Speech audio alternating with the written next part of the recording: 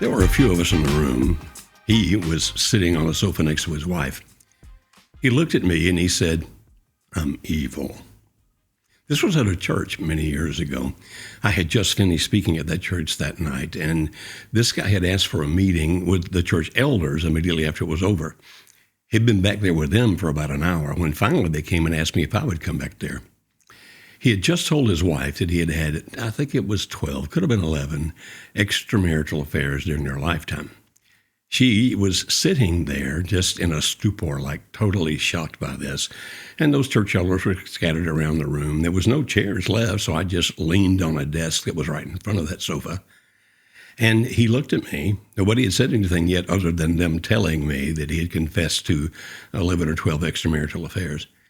And he looked at me and said, "I'm evil." To which I replied, "Would you like to know if you really are evil?"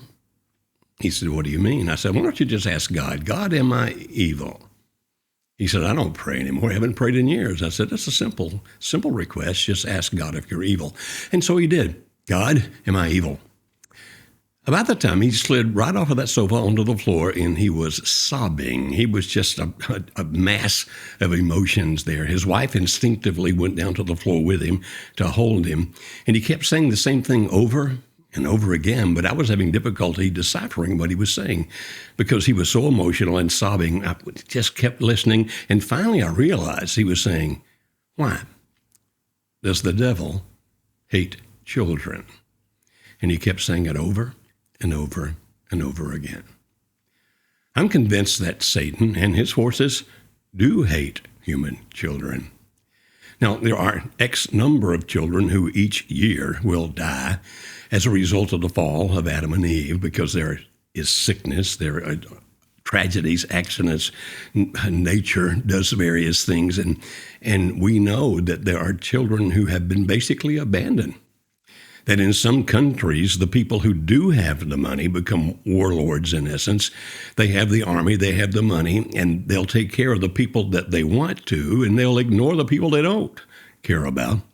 And we've seen on our televisions in those late night commercials, those children skinny as they can be with those big protruding stomachs, which means that they're malnutrition, they're dying. So a lot of children will die every year. They'll die from birth defects, all kinds of things. But you see, that's all still a result of the fall, the fact that humankind is now flawed, that our bodies will not live forever in the Garden of Eden because of the fact that Adam and Eve were kicked out. But there are some children, I would imagine, that Satan's forces specifically target. You say, do you know who those would be? No, I don't.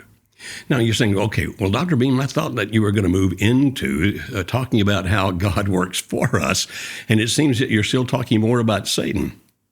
Yes, because I want you to understand yet again how serious this battle is. You see, I would imagine, I do not know Satan, have not met him personally, but I would imagine that one of the tactics of satanic beings would be to leave as many children alive as they could if they have an opportunity to corrupt those children. You say, what do you mean? You see, if you take small children, I mean even infants, and then as they start going through being toddlers and then get into that preteen era and then into teenage and finally adult, if you can corrupt the way that they think, because maybe mom or dad is some kind of a drug addict or alcoholic or is molesting their child, or is doing some other terrible thing, demonstrating anger and fury, and the child is absolutely terrified of them. I mean, we could go into the psychology of what that does to kids, but anybody with any common sense would see that that definitely affects those kids. And then there are other kids that are affected because their parents actually could get along and could have a good marriage, but one of them, if not both, decides that he or she wants to be with somebody else and abandons the children with the other parent, the other spouse, and they go off and live with somebody else. They may go through a divorce, they may not go through a divorce. And even though there are counselors and therapists out there who will say, well, kids are resilient, don't think about them, don't worry about them. Trust me, if you want to read the research, secular, scientific, scholarly research, not just the opinion of some preacher on the TV, then you'll understand that divorce always affects children. I'm not saying they're doomed. I'm not saying they're condemned, but it affects them. So why would the devil's forces want to, in any and every way they possibly could, come after the children? It's because as those children grow up, they have a corrupted way of looking at life. Some of them will never understand what true love is because they've never experienced it. Some of them will be unable to forgive people who wronged them because they have no example of how to forgive. Some of them will actually believe that they themselves have no value, they're no good. And when they think of themselves no good, they'll try to find some way to prove that they have some value, which can go anywhere from gangs to robbing the bank. All kinds of things can happen. And for some length of time now, and I'm speaking from my lifetime, I have seen the attacks on children magnify dramatically, not necessarily killing the child, but corrupting the way the child thinks, the way the child feels. And then people come along and start telling these kids, you don't even know if you're a boy or a girl. Trust me, you don't know. You ought to explore it because you might find that you'd be happier if you identify as the other gender than you've been treated all of your life. And those kids get more and more confused to the point that some of them are allowed, even though they're considered to be minors and not able to make legal decisions until they turn like 18 or whatever it is based on where they live, can make a decision to have themselves altered surgically. And the parents sign for it because they're supposedly responsible. And we have a generation of kids who, many of whom, believe there is no God whatsoever. Some of whom believe there is some power up there, but they don't know who or what it is. Sometimes they refer to the universe, sometimes they refer to karma, but many of them are just flat out atheistic now. And I don't mean scientifically atheistic, I mean more emotionally atheistic. What I mean by that is they haven't really thought about whether there's a God or not, therefore they haven't gone through a process that's scientific. What they have done is just decided there must not be a God because look at all the pain. Look at all the agony. Look at how people tell us about what's going on around us. And if there were a God, then surely this wouldn't happen.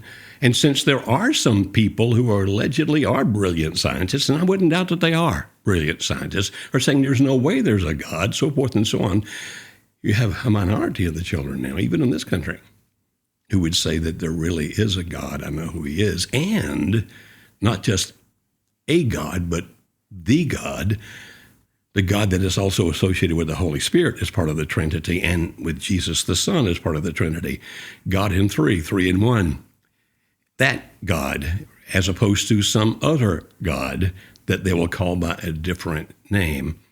And therefore, if they follow a religion, they'll follow religions that don't lead them toward the love of Jesus. Let's put it that way. And so, the children continue to be corrupted based on where they are raised, even if it's a false religion, based on whether they're in the slums, whether the only family they really have is the gang, whether it's the fact that mom and dad treat them terribly, whether or not they've been abused, et cetera, et cetera, et cetera. Now, I've spent 8 minutes talking about that. By now, I hope you're encouraged because I'm going to show you the answer. There is a solution, and it has to do with God. I'm going to read, first of all, from 1 John chapter 5, verses 2 through 4. By this, John writes in that epistle, by this we know that we love the children of God, when we love God and obey his commandments. And so John, the first thing he tells us in that passage is, if we love God and obey God, then we know that we love the children of God. And then I guess the opposite would also be true, wouldn't it? That if I don't love God and I don't obey God, then I'm not loving the children of God. And by the way, we've gotten to that point. Not just in America, but all over the world. People who don't love God and people who don't obey God certainly don't love the children of God. So that we who are Christians are ridiculed, and in some countries we're actually physically damaged, people killing those people who are Christians, torturing people who are Christians. At least in America, that doesn't happen, as far as we know, very much. But he says here, only if you love God and obey him will you love the children of God. So don't be surprised when the people around us who don't love God, who don't obey God, don't love us, make fun of us, ridicule us, do everything they can to insult us, to impinge upon us. Now he goes on from this and he says, for this is the love of God, that we keep his commandments. And his commandments are not burdensome. For everyone who has been born of God overcomes the world. And this is the victory that has overcome the world, our faith. Who is it that overcomes the world? Except the one who believes that Jesus is the Son of God. Now, think about that for a minute. There are some people, I've seen them on the television, who say, if you just go to Sunday school and if you'll just send money to our ministry, and if you don't have the money, put it on your credit card. I've actually heard them say that. Then God's going to protect you. God's going to bless you. Nothing bad's going to happen to you. And you and I both know better than that. These are people who are trying their best to take your money. And it's not really about God at all, because Jesus told us in Matthew chapter 9 and Matthew chapter 10 that if you follow him, you're going to have troubles, that the world will turn on you, and even sometimes your own family will turn on you. And so it's not going to be that God makes it where that I, as a Christian, never get sick. I, as a Christian, never get attacked or abused. I never get insulted. I never be ridiculed. Actually, he'll say in the New Testament, if you suffer as a Christian. In other words, people are going to do these things to you, but know that you are God's own person. Let me say that differently, because it made it sound like, know that you're God's. Know that you belong to God, that you're with him, and that the ultimate goal of our life is not to end it here in this body. That the ultimate goal of life is that eventually death will come, or Jesus may come back before some of us die, but at least death will come, and that at that point we will go into the world of the dead, because the part of us that continues to exist, the part of us made in the image of God, doesn't die. And then come resurrection day, we come back and get the new body, which is going to be a whole lot better than this body. And what he's saying basically is this: the worst they can do to you is to kill you. Now, realize it may be an unpleasant death. You may hurt like all get out, and nobody wants to go through that. My old mentor, Paul Torrance, brilliant man, sometimes when his children were very young, like Twyla was the first, and she was the baby daughter, and his wife would sometimes worry because if Twyla got a cough or if she got a fever, like young mothers often do, and there was no Google back then to make it even worse, she would worry, Elaine would worry, what's going to happen? And Paul would sit down with her and say, okay, let's process the entire thing. She has a cough. What's the best case scenario? A couple of days, the cough is gone. That's fine. She has a fever. And so they go through the good stuff and then say, okay, since you're worried about the worst that can happen, let's walk through that. And they would finally get to the point where Paul would say, and the worst that can happen is that she dies. Now, of course, no mother or father wants to hear that. He said, but if we truly have faith, if we truly believe, then we believe that little Twyla, if her body were to cease to live on this planet, that Twyla goes to be with God. And she'll experience more wonderful things than we ever will. And we'll see her again after the resurrection. Or if we die, well, before the resurrection comes, we'll see her then. One of my friends, Dr. Rubel Shelley, a true Bible scholar, by the way, several months before this recording, his wife died. She'd been sick for a while. He took the last year of her life off from speaking around all over the nation and the world. He's a very popular speaker because he's such a knowledgeable theologian. And he spent that last year with her, just to be with her. He called it, I'm walking my wife home. Like after the first date, you're walking your wife home in a small town. And Myra would say to him, does it make you mad that I'm going to get to see Jesus before you do? And she'd kid him about things like that. And then they would talk about it. She said, now, how will I know where to go? How will I know what to do? And I've got people up there that I love that have left this world years ago. How will I find them? And they would talk about all those things, imagining it might be this, it might be like that, but it's going to be glorious no matter what. And as Rule and I were talking the other day, he said, I guess we're all going to be surprised to find out what it's really like. But it's beyond the imagination of human beings. It's going to be this amazing thing. And with that faith, we can overcome the world.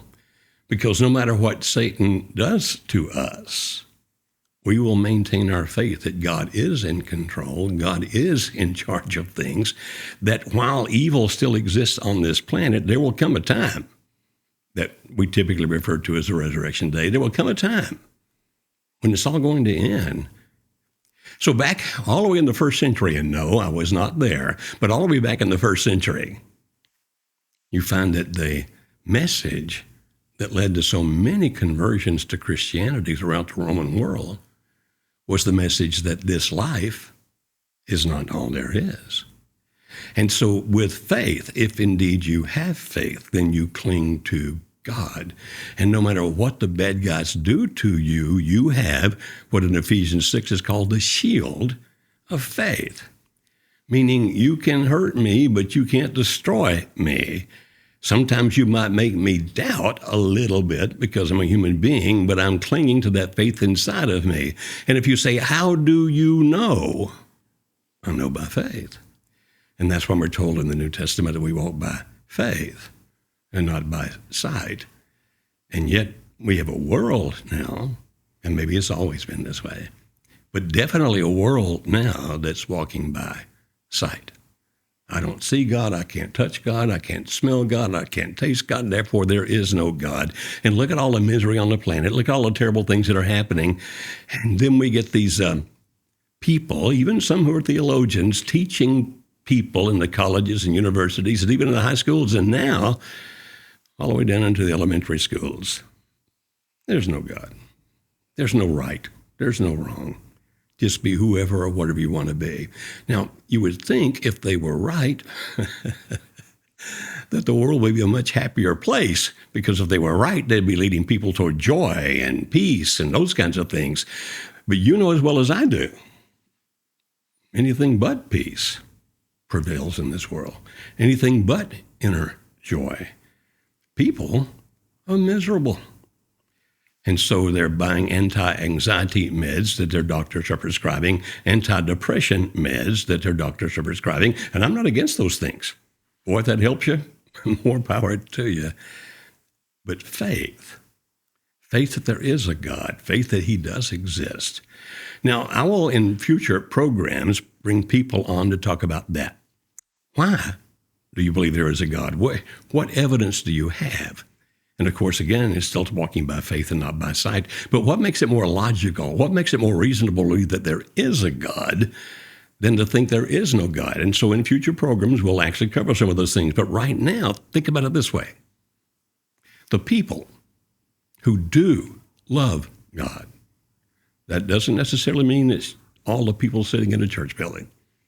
There might be people sitting in a church sitting in a church building. There may be people claiming that they follow Jesus, saying that they're Christians who don't love God and do not obey his commandments. So let's not talk about them. Let's talk about the ones that do. The ones who do love God, not just claiming it. The ones who do love God, not just showing up at church on occasion. The ones who do love God and who keep his commandments.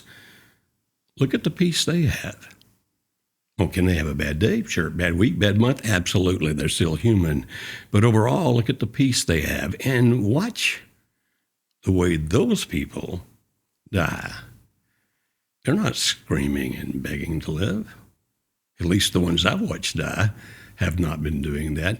They had ultimate peace because they knew that by loving God, serving God, they had lived their best life here.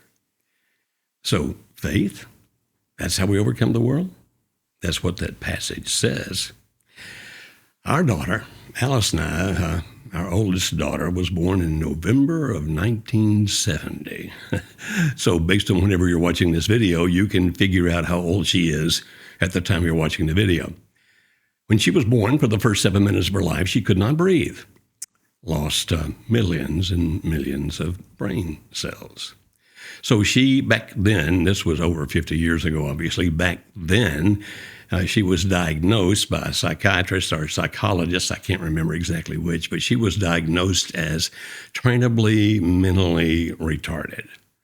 The level above that would have been educably mentally retarded. Now, I realize people don't use those phrases anymore, but over 50 years ago they did.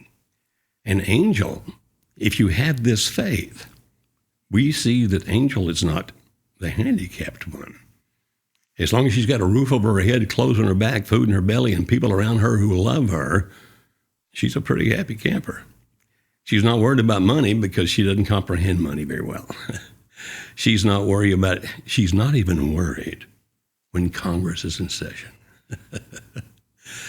And she can be cheered up most of the time pretty easily.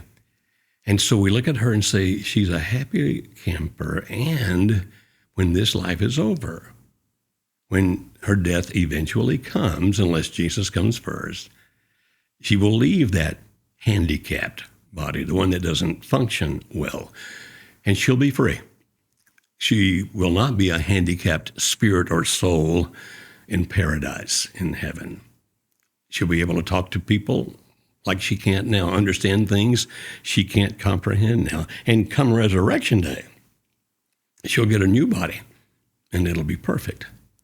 And so the peace that Alice and I can have about our daughter Angel is that whenever she leaves this world, she's going to be better off than in this world. Now, we're not hastening her to leave. We want her to live as long as possible. We love being around her, and she loves being around us. But by faith, we know that there is another life for her. And by faith, we find peace and joy about her. When my father was dying, he was asking a lot of questions. You can understand that. Like, son, what if this is all there is? What if there's nothing after this? To which I replied, almost jokingly, but he was in a very serious mood. I said, well, Dad, I guess if that's the case, you won't even know it because you'll cease to exist. But I'm quite convinced, I believe with all my heart, I think even nature shouts at us that there is a God. And when I see the lives of those people who do love God and who do obey his commandments, not all those who claiming to be Christian or whatever religion they might, or atheist or agnostic or whatever, the ones who really love God, I've seen the peace that they have here that's beyond understanding. What do you mean? They have peace when it doesn't make sense to have peace. And why do they have that peace? Because of their faith. And so, Dad, I'm quite convinced that when the angels come to get you, per what Luke would say, when the angels come to get you, that they come because you've never been there before, and you don't have to worry about rumbling around and trying to find your own way. They'll be there for you, and that they'll take you to where you're supposed to be in the heavens, wherever that is, Abraham's bosom, paradise, and the Christians who have gone before you will be there to greet you. You say faith is that powerful? Yes. So that your dad could die at peace? Yes. I was once flying into Amarillo, Texas many years ago with my good buddy Lance Cooper from over in East Tennessee, a great, great man, and a great man of God. And as we were about to land in Amarillo, this was many years ago, we got into one of those downburst. Can't think of the exact name for it right now, but it's like if a plane gets into this thing, it goes straight down. And whatever the name of that thing is that I'm going blank on right now, as we were landing, we got into it. The pilots turned the nose of the plane up, pushed those engines wide open. The plane kept going down because I'm in the window and I'm looking out the window and I can see the ground coming. And everybody on the plane was screaming because it was like, well, we're dead. I looked over at my friend Lance. He was reading a magazine, not disturbed, not perturbed. I mean, just as calm as we could be. Well, we got out of that, went around, came back in, landed, and we were safe. We were riding to the hotel with the same crew that had flown that plane.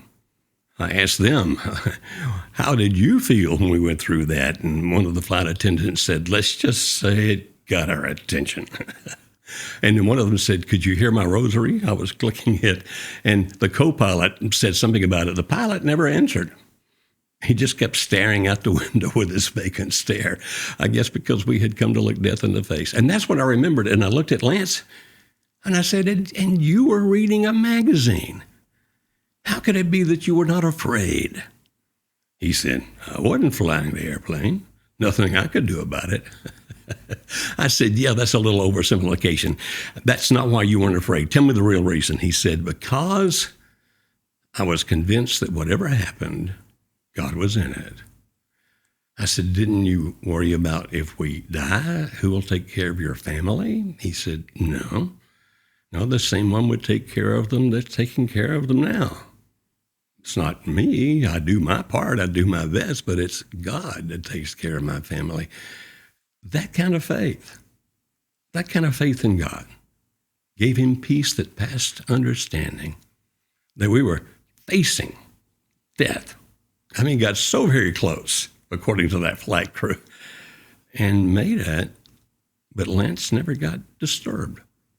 God is in it. God is over all. So can you see how that faith is what overcomes the world? That if we have faith, no matter what they do to us, no matter how they treat us, as long as we cling to God, then we have an inner peace that they can't understand. And we have another life that will be with God. And the only people that can be there are those who have faith in Jesus. Or at least, let's say it this way, nobody gets there except through Jesus. So I hope, even though I started off talking about how bad the world is, I did that because I wanted you to know that I'm not giving you some kind of Pollyannish stuff. That it's like, well, the world's not that bad and God's on our side and everything's going to be okay and you're going to be rich next week if you just send me your money. I don't believe in that stuff. I believe in true faith. And in true faith, you believe in God in the good times. You believe in God in the bad times. You hang on to God no matter what. And you know, just like Paul would tell Elaine about Twyla, the worst they can do to me is kill me. And that sets me free from this world, this life, this body. And per that story Jesus told in Luke 16, or is it Luke 15? It's Luke 16. I'm going to be met by the angels and taken to God. Can you see how that's the victory that overcomes the world? It's not making you rich. It's not making you famous. It's not making you powerful in terms of human power. It is making you powerful in terms of the Holy Spirit. For God has not given us a spirit of fear, but of power and self-discipline. So in the next episode of the Dr. Joe Show, I want to move on to start talking about how does the Holy Spirit work in us? But did you get the point? Unless we're living by faith, then we don't dare look for the power of God in us. Well, I take that back. Scratch that. That unless we live by faith, how in the world are we going to look for and find the power of God? How are we going to sense it that it's inside of us? And so faith becomes the key to everything, the shield, the way to overcome. So that you understand that Hebrews chapter 11, verse 1 says that it's the evidence of things not seen. That's what faith is. And that we must believe that not only does he exist, but that he is a rewarder of them that diligently seek him. That's Hebrews chapter 11, verse 6. At times, our faith will be weak. At times, it'll feel like maybe it's not even there anymore. But as long as the faith is alive, we are still in God. You hear that? Even on the days of weak faith. As long as the faith's still alive, we are in God and we're protected. Okay, see you for the next session when we talk about the Holy Spirit.